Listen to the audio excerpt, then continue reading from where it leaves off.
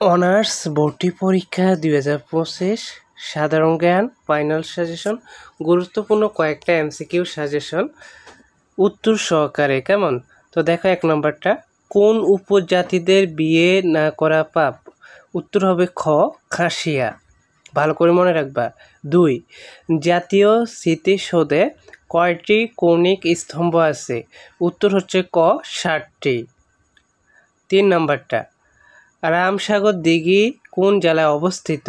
উত্তর হচ্ছে দিনাজপুর।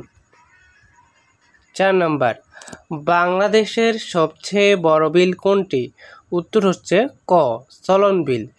অপশনগুলো পর থেকে ভালো করে খেয়াল করে উত্তর দিতে হবে, না হয় একটা ভুল হলে একটা নাম্বার কাটা যাবে নাকি।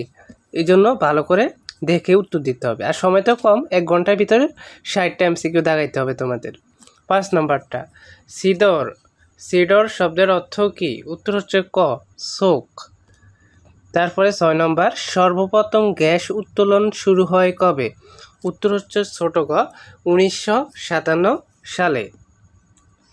7 নম্বর, হরিপুরে কি পাওয়া গেছে? হরিপুরে হবে, হ্যাঁ। উত্তর হচ্ছে খ, তেল পাওয়া গেছে।